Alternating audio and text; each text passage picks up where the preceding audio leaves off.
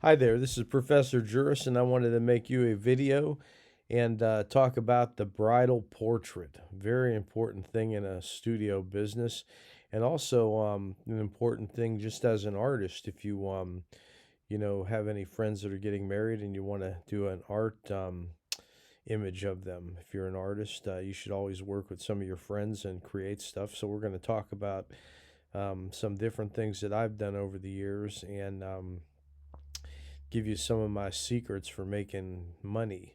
If you want to start your own photography studio and get involved in the wedding business, the bridal portrait is a very important thing, and it's a money maker doing the bridal portrait. So I'm going to share with you some ideas. Now, this is one that I did years ago.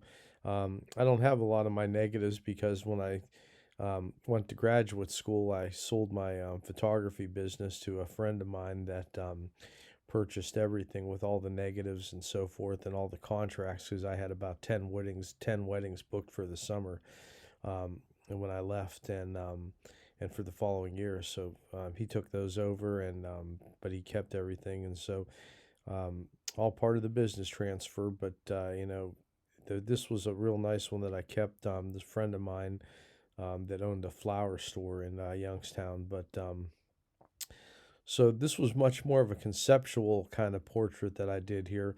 And this was done in the studio. And I always tried to do a photograph in my studio of the bride beforehand, so that I could have the portrait there at the wedding to sell. Um, and then I'll show you another thing. But what I did basically with this idea was I had my own dark room too, so I would either shoot a black and white like this or shoot a color image. I actually shot both in a lot of them, but this particular one that you're looking at is a black and white. I can't remember at her wedding if I had a black and white print there or a color print there, but they were both to me I thought they were both very beautiful. But you can see she's not wearing a traditional wedding gown, which is kind of one of the reasons I put this in here, so that you could see when you're doing your assignments for the class, they don't necessarily have to be a traditional, wedding gown or the same thing if it's a same-sex marriage. And it was two men. I don't think you'd have one in a wedding gown. So it just all depends on what your take is on this assignment. But um, for making money in your studio, one of the things that I always did was I would give them a free bridal portrait sitting, and I printed it up on my price list as a bridal portrait sitting. If I was doing it today, I would probably put it around a $200 value. So I would put bridal portrait setting $200, and when a person comes to book the wedding with you, you could tell them that you really want to give them the wedding, or if they're a friend of a friend's, you could say that I really want to take care of you because you're friends with Jimmy, and since you're friends with Jimmy, I want to give you this free bridal portrait setting, and then you'd have the bride come to your studio and shoot a number of shots. In most cases, I would shoot 12 to 24 shots, either one or two rolls. Depending on what I was doing. If I was shooting, I would shoot one roll of color and one roll of black and white, either through the Hasselblad or the RB67, and then develop those, look at the best ones. And what I would normally do with these is I would print this up as a 16 by 20 print. And then I had a friend that owned a frame store, and he would give me a deal on like some not really nice 16 by 20 gold wooden frames, and they were like pretty wide, like maybe about 4 inches wide. I mean, they looked fabulous. They looked like they belonged in a very expensive home. But I would dry mount these then, and then I would put a texture coat with lacquer with a brush on top of them to make them kind of look like an oil painting, and then mounted in that frame. And then I had an easel, a wooden easel, and not a cheap easel, like you see at school where they put little signs on it, but a really nice easel. And if you look at some places online that sell like bridal supplies and stuff, you can buy a really nice print easel that you take with you. And at the reception, you set this up, and you set up the easel by the cake, and you put this bridal portrait that you did, and on that, also on the easel, I had a little card holder, and I would have that filled with cards, and you could also put on the back of your cards, like, 20% off your wedding, being friends of, and then put this person's name. So, or you could put like, her name was Ellen, and you could put Ellen wants you to have 20% off your wedding if you book with the studio. So you put that on the back of your business card, and you have the business cards on the easel. And then people will, pick those up when they see the fabulous portrait. But if this portrait wasn't sold in the first 5 minutes of setting it up, it's hard to believe, because as soon as I would set this up, I would have the bride's mother usually, or somebody coming up and say, "I'd like to buy that." You know, so that this is another thing to understand, is this wasn't included. The actual print wasn't included in the free bridal portrait session. So when you would do a portrait session, that's again, today, if I was doing it, I would offer it as $250, something like that, and say that you'll see 10 to 20 prints, 10 to 20 proofs maybe, and those can just be digitally online, and then they can order from that, and you can like give them a free 8x10 too if you want to, especially if you got a good printer and you can print your own stuff. Then you can offer them a free 8x10. So you're basically, what you're doing though is you're ensuring that you're going to book the wedding, which is so this is your foot in the door to book the wedding when they come and do a pre-bridal portrait session for you. And some people may not do anything more than this. I mean, it all depends on who you're doing, but I don't believe I ever, in all the times I was doing weddings, I just did a bridal portrait session. For if somebody was getting married, I usually did both, but they would give them this for free, and that would automatically, set it up that I gave them a good deal. But when I would bring this to the reception and set this portrait up on the easel, parents always wanted to buy it if the bride and the groom didn't want to buy it, and sometimes we would take orders for other ones, like sometimes both sets of parents would want to buy this, have one for their home, and then the bride and the groom might also want to buy it for their home. So you could get quite a few orders, and if you're, charging, $150, $200 for a print like this in a frame, you put some extra money, you could actually leave the wedding with, a good chunk of change in your pocket. And you could offer them, a little bit off if they pay for it that night. Take the order. Some of them write you a check. Some will just hand you $100 bills. People are always happy at weddings to spend money, so that's a good place to sell things. So I'm going to have a whole little video too that I'm going to talk about just weddings to help you get started in weddings. But I wanted the bridal portrait.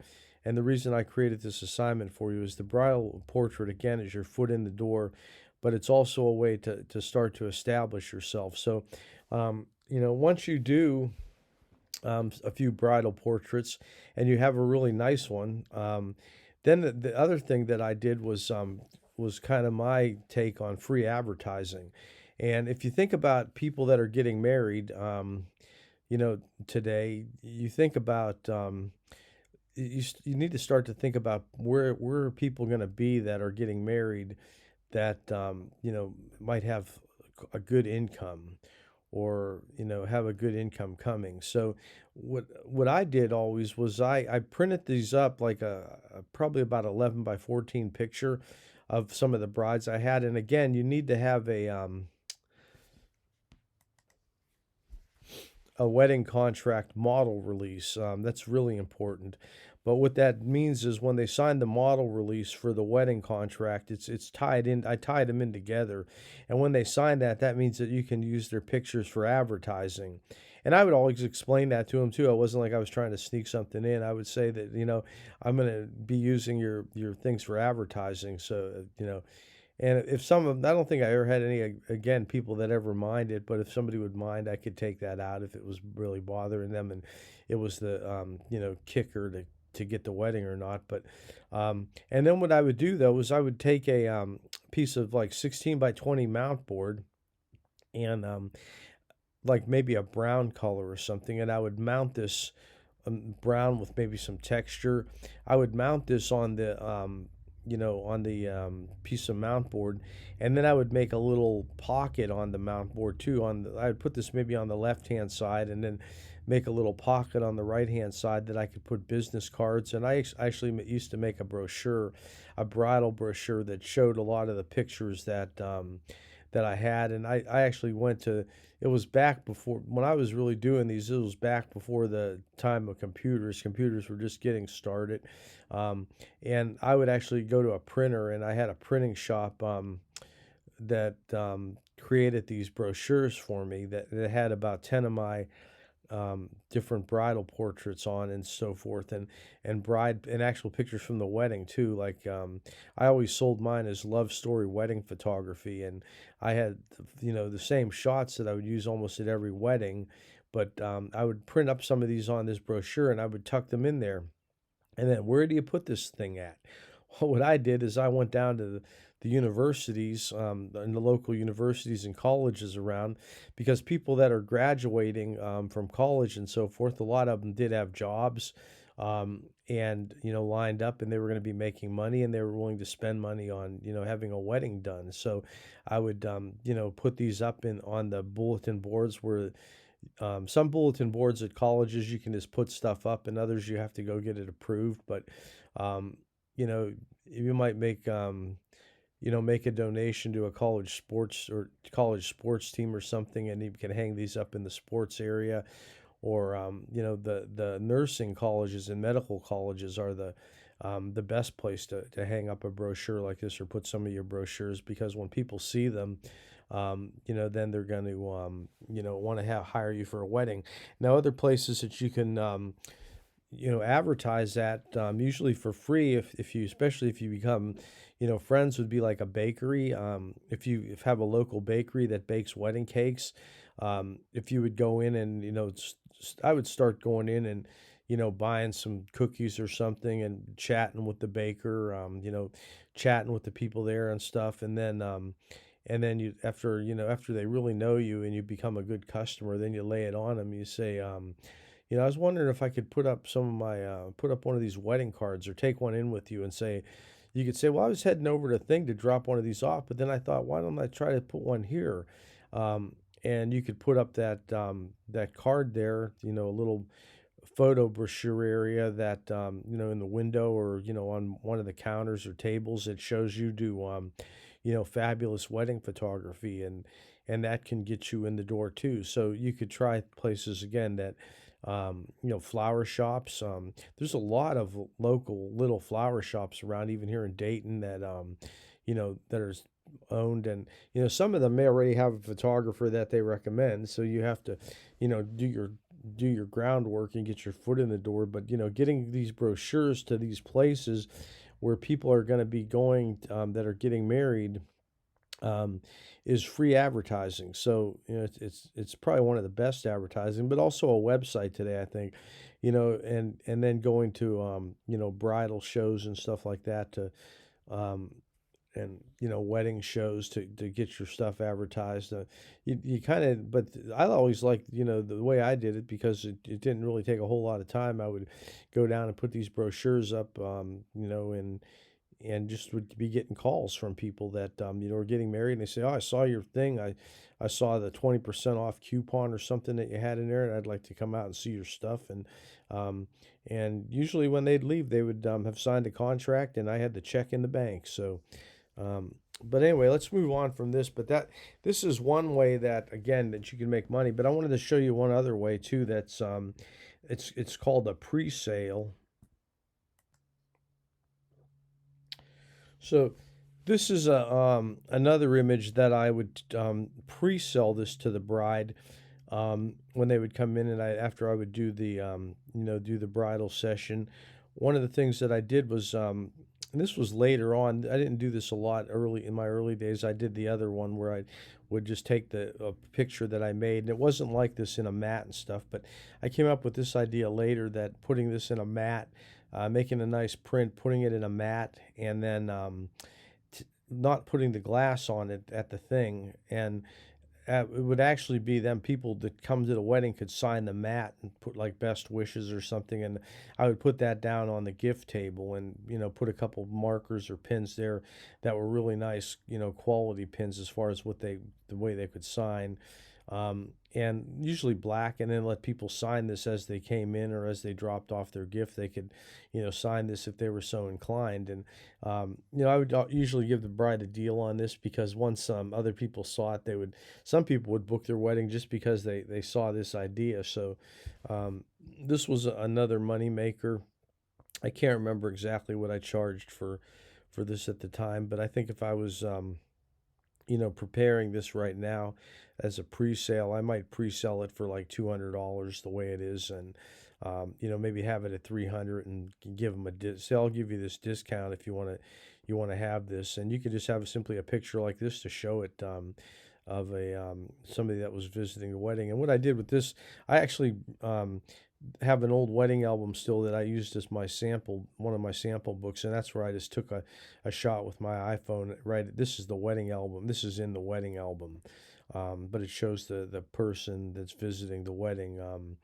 Actually, signing the mat there. So it was a good sales item when I was doing this. So it's another idea for you to start getting your wedding business rolling. When people see all these little extras that you provide, that's when you really start to book more and more weddings. And weddings are the bread and butter, and they're the money that's made in the studio.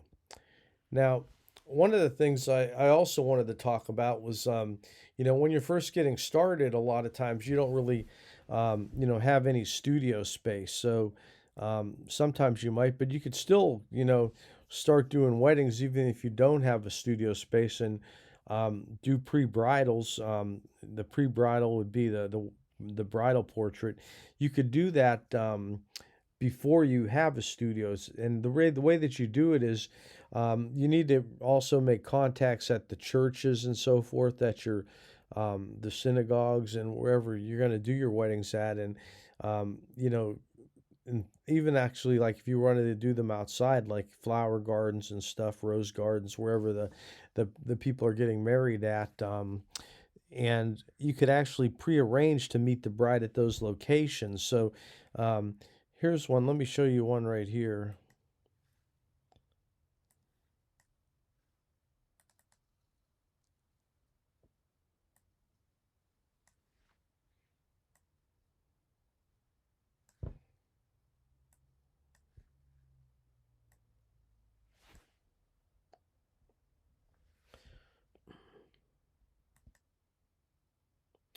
Now this one wasn't done ahead of time. It was done actually the day of the wedding, but a little bit before before the wedding was done, and it was done in the chapel out at Right Pat. But when I shot this wedding, and but you could certainly have had made an arrangement to meet the bride, and the week before or something, and do some shots of her in the place of worship that they will be getting married at.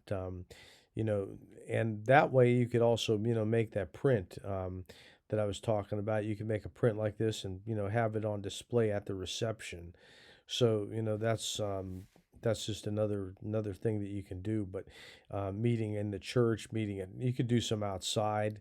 So a lot of times, at least it was that brides never wanted to be seen by the groom before the wedding, before the actual ceremony. But you could meet them, have them come with a couple of their friends and meet them at a flower garden or meet them at a park, and do some really nice bridal portraits of the bride before she gets married.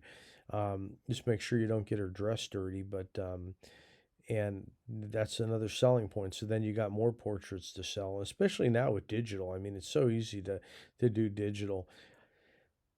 Now, another thing that you could do too with the bride and the groom is, a lot of times when I really like to spend a lot of time taking pictures. So I would spend probably at least, minimum time would be 40 minutes after the wedding, doing group photos of the bridal party and the bride and the groom.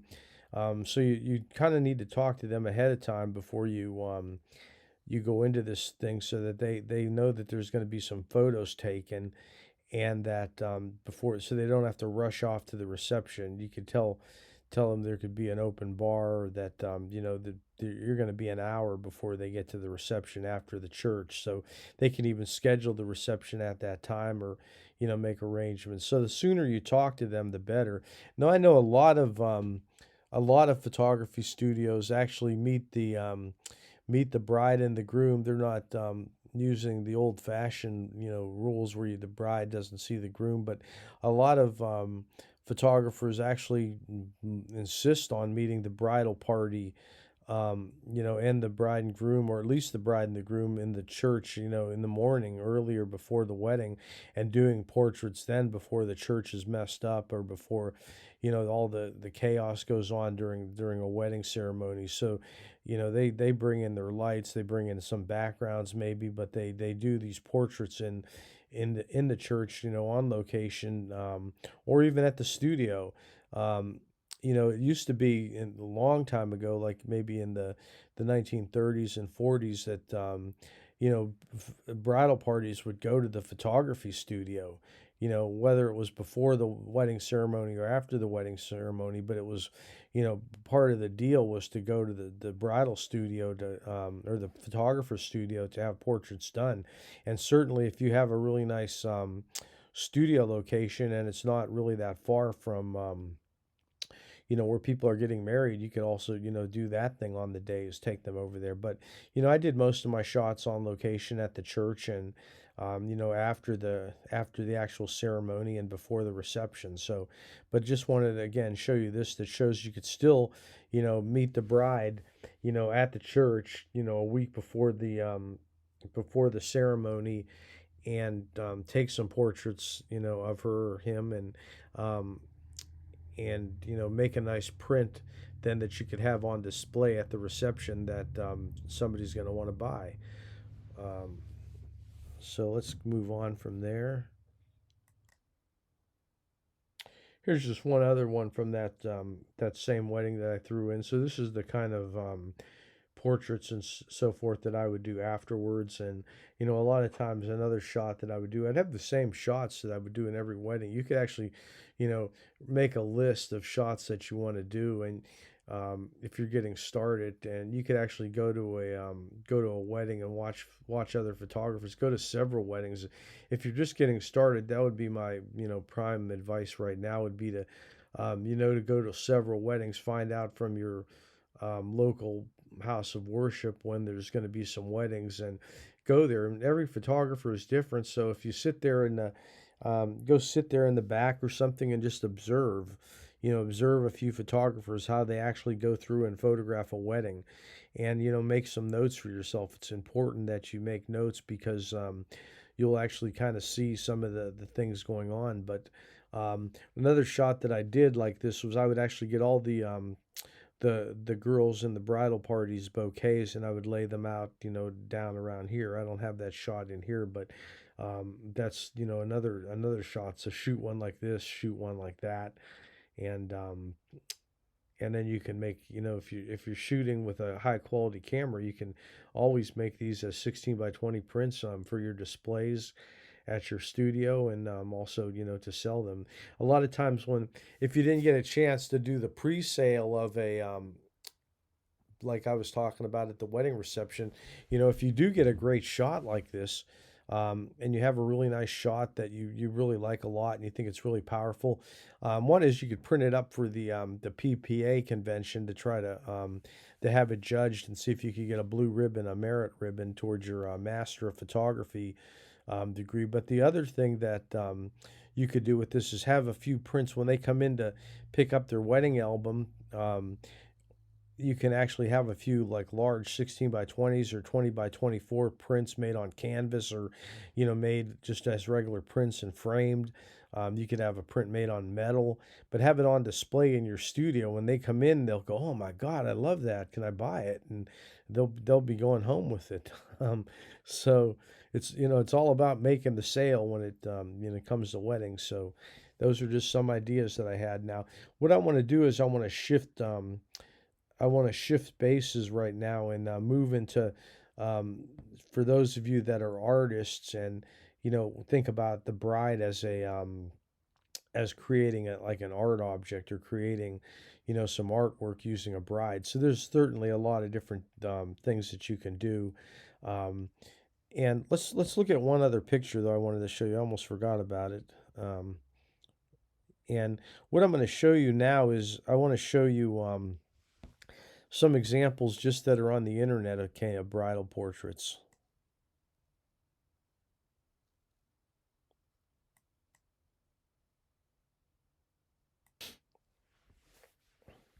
So I looked on Instagram, and I think what I did was I just typed in brides, and you can certainly, do that. You can actually see here you can do pound bridal portraits and look at a bunch of them. But I saw this one. I really like this portrait. It's a nice split light. It's done by Catherine's Photos in England, in the United Kingdom. But gorgeous. Gorgeous bridal portrait and see the I've always liked doing bridal portraits myself with a darker background behind them, but some people use white too. As you saw in the other photo that I used, on occasion I did use a white background. But I tend to think these are much more traditional when you do a thing like that. So let's see if I can click through here real quick and see your next ones. I don't like this one as much as the other one. I think her hair is a little bit in the way. But look at here's outside, going outside. Or this could actually be a painted background too. I mean, so you can get backgrounds like this that are painted, or if you're an artist, you can paint your own. Um, but I think the more traditional one is this portrait right here. So when you're looking at things, I guess as starting out as a photographer, one of the things that you should do, or one of the things that you should look at. Um, is examples of work. They didn't have the internet when I was in college and when I was getting started. So what I would go to this place called the library. I don't know if you guys ever heard of it, but and I would go to the photography section on books or the book section, and I would just sit there and look at different photography books. Other things I would look at like was bridal magazines and so forth. So, looking at examples and so forth. Especially now, even with your phones, if your most of your phones have a camera in it. Let's say you're sitting in the dentist office and you're looking at a magazine and you see a cool portrait.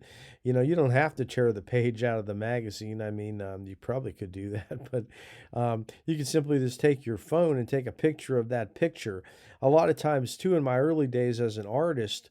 One of the things I did for my points of departure, if I was watching a movie and I saw a really cool idea or a cool shot that I wanted to try to work from, my point of departure, I would actually use my phone to take a picture of that shot. So, I would say, man, that's cool. I should do something like that. Then I would just, pause the TV and then take a picture of it. And that was a cool way to get started. Or even if you just made some notes, like if you were at the movie theater and you saw something flash on the screen that you thought would be a really cool shot, if you would simply just make a note of it, write it down, make a mental note that, man, that shot was really cool. I'd like to recapitulate that. So, in my own way, so, nothing's the same. You're going to do it totally differently, but just as a point of departure, a place that you're going to start at. So, you know, just take this portrait alone. I mean, all of you could do this portrait. This is a very simple portrait, split light. One light probably, the light, coming across from the left-hand side here and, lighting up the flowers and her looking down at the flowers. It's just gorgeous. You need to, anytime the bride is wearing a necklace too, you want to make sure you don't cover that up with the flowers. It's important. I mean, everything about this portrait is very nice. So this is, hats off to Catherine's Photos. It's very nice bridal portrait. So let's look at another one I saw that was a little more conceptual. And I wanted to include this one. It is not a studio portrait, but it's an environmental portrait. But I thought it was important because a lot of times people really relate to certain things in their life. Things that are very important to them. And this horse is very important to this bride. So, she wanted to have her bridal portrait done, with her horse, which is, a beautiful image. So, and you could suggest this kind of thing too. I mean, a lot of times, a bride might not think of this, but if you go out to an estate or something, to their house where you're going to do the portrait, and you can see they have horses or something, then you might say, why don't we do a portrait with your horse, or why don't we do a bridal portrait with your dog? And people that love animals would really love to have a portrait done. So with their people. And sometimes you could even do it in casual clothes. You don't necessarily have to have the bridal dress on. So you could also throw in an engagement sitting with the wedding, where you actually go do both pictures of the bride and the groom, either at their house or at like a park. But I would say, if you're photographing somebody that has horses on their property and so forth, or has dogs and stuff, I would always try to at least do a couple shots of the people with their animals, because a lot of times that's really important.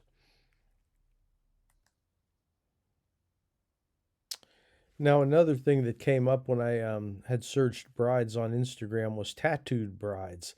And this is one of the pictures I saw in the Instagram page that I really liked, and I thought this was a really nicely, elegantly done, bridal portrait. It doesn't really include the bride's face, but I would certainly do that on some of them. But you could also do a shot just like this with the tattoos and so forth that are on the bride. But it's more of a conceptual kind of portrait, and we're living in more of a conceptual kind of environment and world today. So um, you know, photographing, like this, you may want to look at this page right here, Tattooed Brides, and see some examples of some of the images that are on there.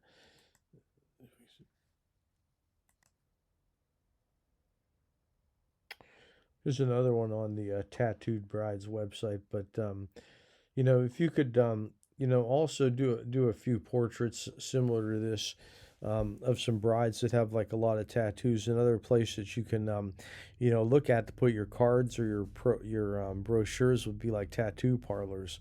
Go in, meet the owner, maybe get a couple tattoos, and become friends, and then you know, get your brochures in there, and you can start picking up some weddings that way. So, you have to look at all outlets if you're going to be doing this for your living. If you want to go at it full time, then you really need to stay busy, and make a lot of work in order so you can make enough money to make ends meet, and also turn a profit. That's really important. So I was just showing you a few things that I found on Instagram, and um, it's certainly not the end of it. I think that what you need to understand is that you should take what I'm showing you here, the searching mode, and go to the end of the internet. Once you reach the sign that says the end, then you've covered everything. I've been there a few times myself, but um, what you need to do is you need to search whatever type of photography you're doing, even if it's not like wedding photography or bridal photography.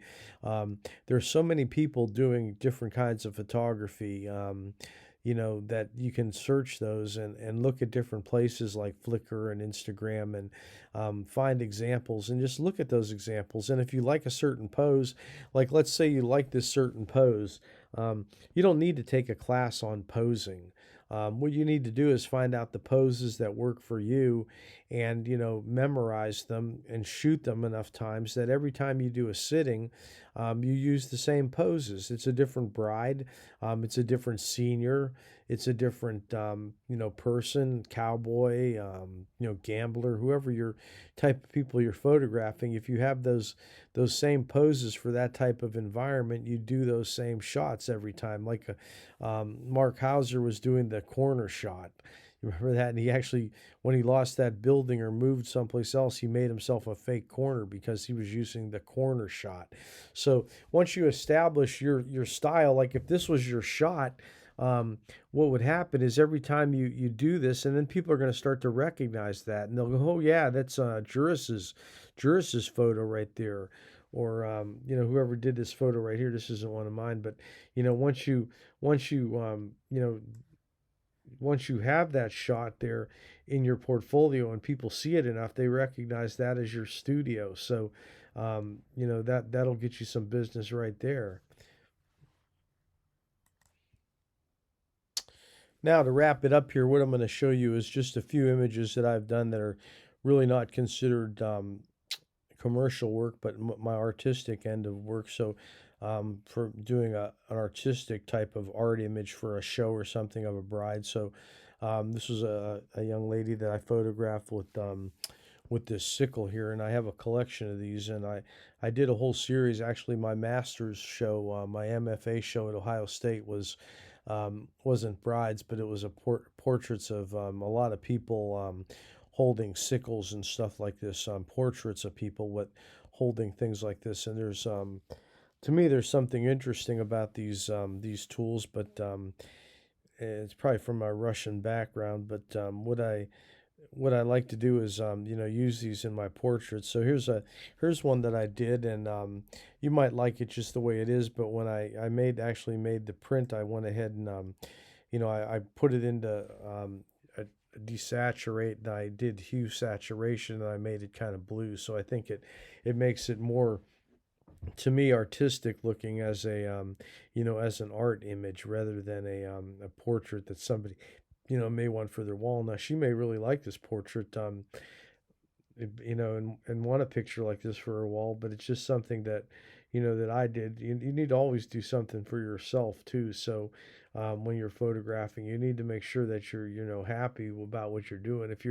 If taking photographs, becomes like working at Taco Bell for you, then you're probably doing the wrong kind of business. You're doing the wrong kind of thing. You need to have some kind of joy, get something out of what you're actually doing, and not really consider it a job if you're going to end up doing it for 30 years. So you have to like it, and you have to find things to photograph that are very rewarding to you. So the people that love horses, or the people that photograph people with horses, or the people that love horses, um, and the people that know about horses. So it's things that you also know about too. So but this was just one picture that I did, that I made as an art image. And let me show you another one here.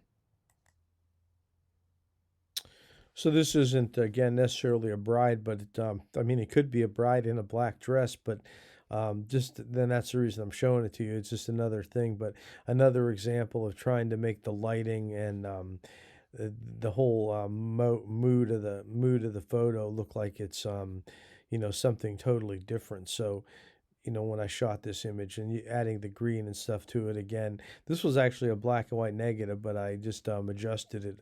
I hit colorize and hue saturation in Photoshop, and then adjusted the colors and so forth to get them where I wanted to. But as a series, I think that the last image I showed you and this image, they would work together as a series. So it's time to start to think about whatever series that you're gonna tie together. So um, you could, the tighter you can make the series, the better. And in my case, that when I did my MFA show, it was portraits from the Dark Lodge, and what actually tied them together was a number of different things. But one of the things was these implements, garden tools or whatever you have, that could also be used as a weapon. So I had the sickles in a lot of them, and other instruments, but that's what's tying this together. And then the kind of the whole mood or take that you're presented with these images. I think that these two images actually go together good. So that's kind of what you're looking for in your final theme, is to create your final portfolio, because that's going to be coming up here before you know it. We just got a few more assignments to go over, and then you're going to be looking at creating your final portfolio. So you want to start to, kind of know what you're going to photograph. Have your idea, and then make a whole series of photographs. Now, I never gave a student a good grade that does their, whole portfolio shoot in on, one roll of film or something, and, taking